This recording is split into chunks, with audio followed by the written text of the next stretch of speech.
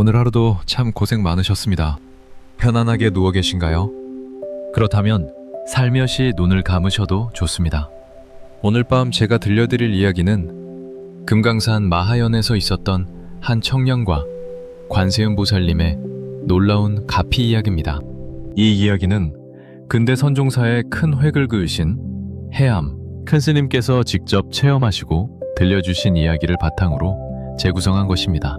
자, 그럼 마음의 짐을 살포시 내려놓으시고 이야기 속으로 함께 들어가 보겠습니다. 아주 오래전 신유년 여름이었습니다. 그 무렵 해암 스님께서는 금강산 마하연에 머물고 계셨습니다. 금강산 깊은 골짜기에 자리한 마하연은 맑은 계곡물 소리와 솔바람이 끊이지 않는 깊고 고요한 수인처였습니다. 어느 날이었습니다. 절 안이 갑자기 웅성웅성 소란스러워졌습니다. 무슨 일인가 싶어 해암 스님께서 밖으로 나가 보셨습니다. 대중 스님들 사이로 얼굴이 잘생긴 한 청년이 서 있었습니다. 그런데 그 청년의 목에는 커다란 종기가 터져 있었고 피고름이 흘러내리고 있었습니다. 냄새가 어찌나 심했던지 가까이 다가서기조차 어려울 지경이었습니다. 해암 스님께서 그 청년에게 물으셨습니다. 병원에 입원이라도 하지 그 몸으로 무엇하러 이렇게 다니느냐고요. 청년이 대답했습니다. 사실 저는 의사였습니다. 영국에서 공부를 마치고 병원을 경영하고 있었는데, 그런데 이 병이 생긴 뒤로 저 자신은 물론이고 함께 일하던 선생님도 이 병을 고칠 수가 없었습니다. 이제는 완전히 체념하고 폐인처럼 떠돌아다니는 신세가 돼버렸네요. 의사가 자기 병을 고치지 못하는 것처럼 막막한 일이 또 있었겠습니까? 가장 잘 알아야 할 사람이 가장 모르는 병 앞에 무릎을 꿇은 것이었습니다. 해암 스님께서는 그 청년의 눈을 가만히 들여다보셨습니다. 절망 속에서도 아직 꺼지지 않은 작은 불씨 같은 것이 그 눈 안에 남아 있었습니다. 스님께서 조용히 말씀하셨습니다. 부처님 말씀에 이런 가르침이 있습니다. 한정된 목숨이 가는 것은 어쩔 수 없으나 병에 걸린 것은 신심이 철저하고 독실하면 고칠 수 있다고 하셨습니다. 당신도 그렇게 해보겠습니까? 청년은 잠시 말이 없었습니다. 그리고 이윽고 입을 열었습니다. 이미 버린 목숨일 뿐이니 하다가 죽어도 한번 해보겠습니다. 그 한마디에는 더 이상 잃을 것이 없는 사람만이 가질 수 있는 단단한 각오가 담겨 있었습니다. 해암 스님께서는 그 청년을 스님으로 만들어 주셨습니다. 그런데 문제가 생겼습니다. 종기에서 나오는 냄새가 너무 심하여 대중 스님들이 함께 지낼 수 없다며 데리고 나가라고 했던 것입니다. 하지만 해암 스님께서는 그 모든 비방과 구설을 묵묵히 참으셨습니다. 그리고 자신이 쓰시던 방을 비워 그 청년에게 내어주셨습니다. 참으로 깊은 자비의 마음이었습니다. 스님께서는 청년에게 이렇게 일러주셨습니다. 그대는 이대로 살기 틀렸으니 일심으로 관세음보살을 지성껏 불러라. 병을 고치고 못 고치는 것은 오직 그대의 정성과 결심에 달렸다. 청년은 그날부터 관세음보살을 부르기 시작했습니다.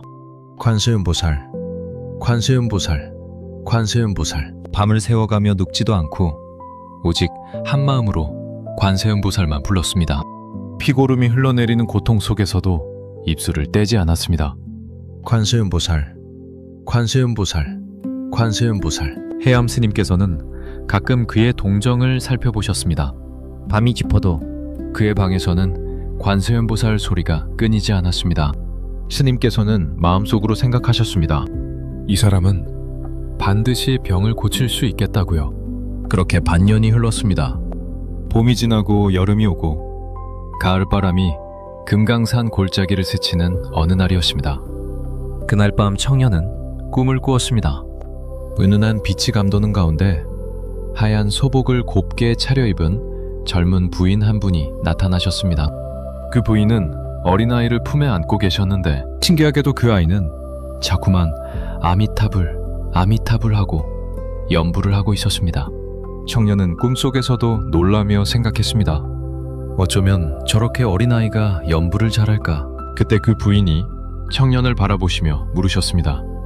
왜 귀찮게 구느냐? 청년은 부인 앞으로 다가갔습니다. 그리고 간절히 간청했습니다. 제발 이 병을 고쳐주시겠습니까? 그 순간이었습니다. 부인은 가늘고 고운 손가락으로 청년의 목을 꼭 누르셨습니다.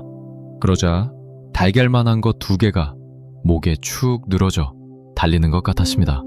부인은 가위를 꺼내시어 그것을 자르려 하셨습니다. 그런데 청년이 오랜 의사 습관이 나왔던지 이렇게 말했습니다. 그 가위를 잘 소독하고 잘라주십시오.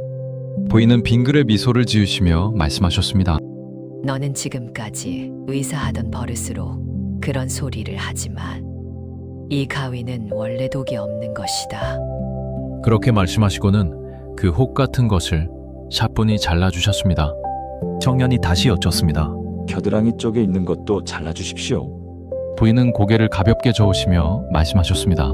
그것은 아직 그대로 두어라. 그리고 부인의 모습은 은은한 빛과 함께 서서히 사라져 갔습니다. 청년은 그때 잠에서 깨어났습니다. 놀라운 일이 벌어지기 시작한 것은 바로 그 뒤부터였습니다.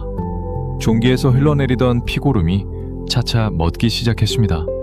하루가 다르게 상처가 아물어갔습니다. 그리고 마침내 그 지독하고 오래된 병이 완전히 나았습니다.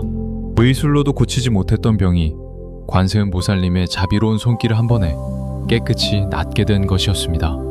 반년 동안 밤잠을 마다하고 한마음으로 관세음 보살을 부른 그 간절함이 마침내 관세음 보살님의 귀에 닿았던 것입니다. 병을 고친 그 청년은 해암 스님의 첫 상좌가 되었습니다. 법명은 동일이라 하였습니다. 동력의 해라는 뜻을 가진 그 이름처럼 어둠 속에서 다시 떠오른 한 줄기 빛 같은 삶이었습니다. 관세음 보살님은 간절히 부르는 이의 목소리를 결코 외면하지 않으십니다. 어떤 병이든 어떤 고통이든 한마음으로 부르면 반드시 응답해 주십니다. 꿈속에서라도 찾아오시어 그 아프고 지친 몸과 마음을 어루만져 주십니다.